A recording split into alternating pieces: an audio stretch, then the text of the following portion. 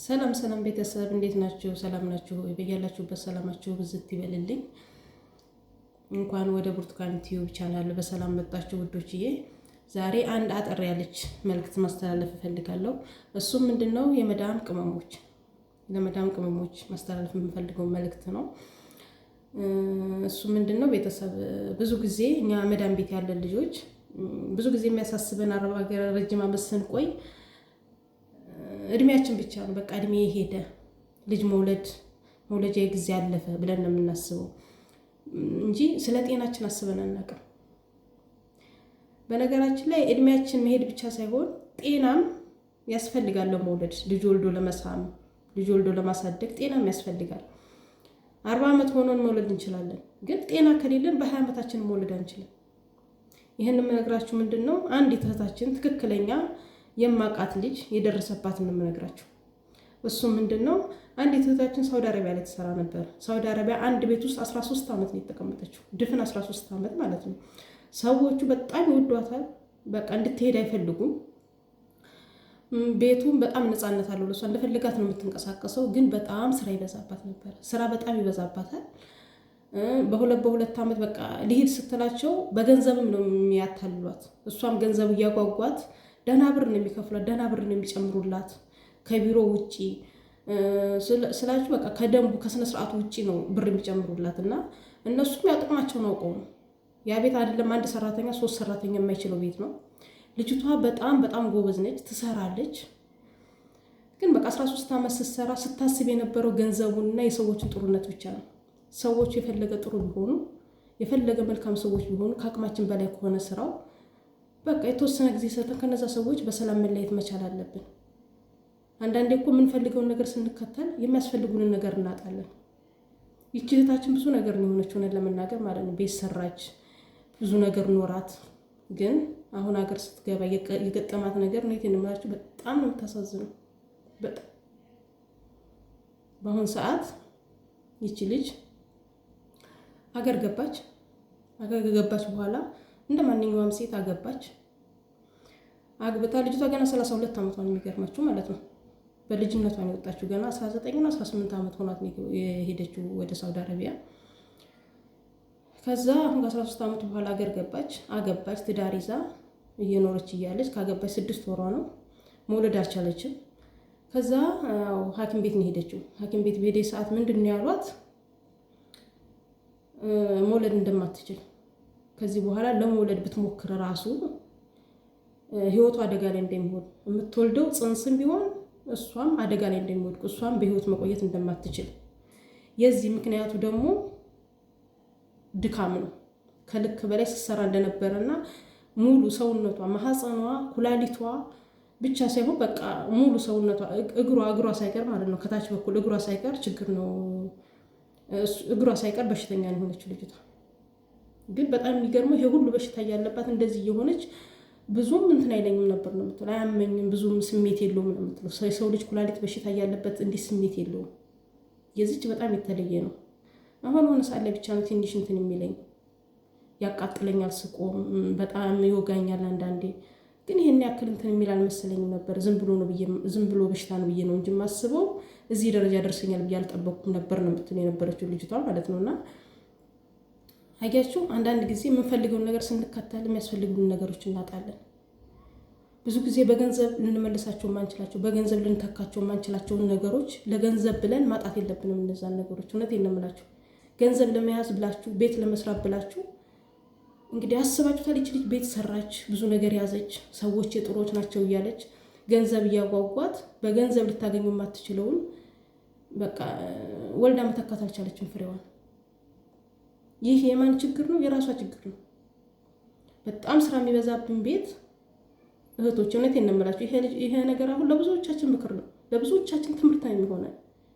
አሰሬ ጥሩ ነች፣ ጥሩ ደሞዝ ነው የሚከፍሉ ብላችሁ ስራ የሚበዛባችሁ ከሆነ አትስሩ።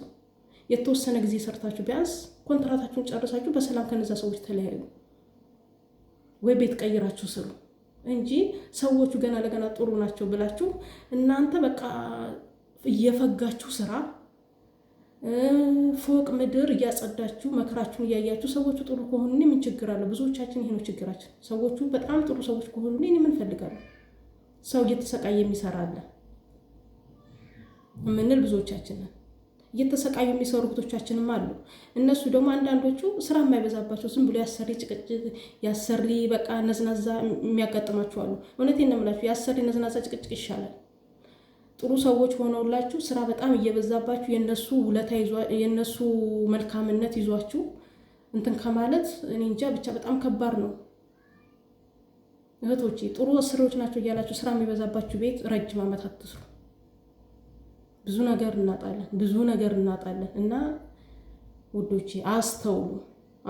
ዛሬን ሳይሆን ነገን እናስብ። ለነገ ህይወታችን ነው አይደል የምንለፈው። ነገ ወልጄ ትዳር ይዤ እኖራለሁ ብለን ነው አይደል እናስበው። ትዳር ስንይዝ እኮ መውለድ ልጆች እንዲኖሩን ቤተሰብ መመስረት ማንኛችንም አንጠላም። በእርግጥ ይሄ አለመውለድ በተፈጥሮ የሚመጣ ነገር ነው። ግን በእንደዚህ አይነት መንገድ ከሚመጣብን ደግሞ እውነት በተፈጥሮ የሚመጣ ይሻላል። በተፈጥሮ መካንነት ይሻላል በስንት ጣዕሙ። በቃ በተፈጥሮ ነው፣ ይሄ ምንም ማድረግ አትችልም። ግን በእንደዚህ አይነት መንገድ በራሳችን ጥፋት በራሳችን ቸልተኝነት የማይረባ ነገር ቁሳቁስን ለማሟላት ስንል እኛ ማግኘት ያለብን ነገር ሳናገኝ ስንቀር እውነቴን ነው የምላችሁ በጣም ነው የሚያመው። ቤት ኖሮኝ መኪና ኖሮኝ ብዙ ነገር ይዤ መውለድ ካልቻልኩ ምን ያደርግልኛል? እና ሲቀጥል ይቺ ልጅ አገባት ባሏ ሊተዋት አልፈልግም። ለምንድን ነው ሊተዋት ያልፈለገው? አላታ በቃ ካላት የተወሰነ ጊዜ አብሯት ይኖራል ከሷ እስከሚያገኝ ድረስ። ከሷ የሆነ ነገር ካገኘ በኋላ በእርግጠኝነት ሄዶ ያገባል፣ ይወልዳል። እንኳን መውለድ የማትችል ሴት በሽተኛ ሴት ይዞ ሊቀመጥ ይቅርና በአሁኑ ሰዓት መውለድ የምትችል ስንት ነገር የምታደርግን ሴት ነው እየተው ሌላ ህይወት የሚመሰርቱት። ይቺ ልጅ አሁን ብዙ ነገር አጥ ነው የምትሆነው። አንደኛ ጤናዋን አታለች። ሁለተኛ እኔ ባል የተባለው ሰውዬ ብዙም አልተመቸኝም። ምክንያቱም እንደዚህ መሆኗን እያወቀ ትቼሽማ እንደዚህ አልሄድም እና ያላት እንደዚህ ያለበት ምክንያት ደግሞ ያው ከሷ የሆነ ነገር እስከሚያገኝ ነው። በቃ በእርግጠኝነት ማለት ነው። አሉ ታማኝ ወንዶች፣ ግን ይህ እንደዛ አይደለም። ምክንያቱም ያው ከሷ ጋር በደንብ ስለማወራ ከልጅቷ ጋር ከልጁ ላይ ያየሁበት ነገር እና ከሚናገራቸው ነገሮች አንጻር ልጁ በቃ ከሷ የሆነ ነገር እንደሚፈልግ ነው የሚያሳየው ሁኔታው ማለት ነው። አንዳንድ ሰው እኮ ተግባሩ ተንግግሩን ብዙ ነገር መረዳት እንችላለን። ከዛ ልጅ አሁን የተረዳሁት እንደዛ ነው። በእርግጥ ተጠንቀቂ ብያታለሁ ልጅቷን። ግን ያው ቢሆንም ደግሞ አይታወቅም። ይቺ ልጅ በዚህ የተነሳ ልጅ አጣች። ነገ ጠዋት ደግሞ ይሄ ወንድ ይዞ ያላትን ንብረት እንትን ቢላት አስባችሁታል?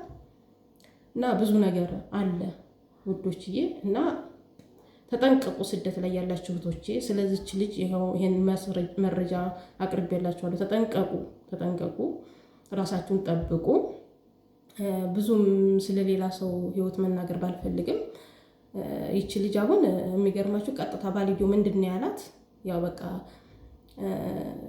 አሁን መውለዳችንን ከተባለች በኋላ ካርታውን አስይዛ የቤቷን ካርታ ብር እንድትበደርለት ነው የጠየቃት።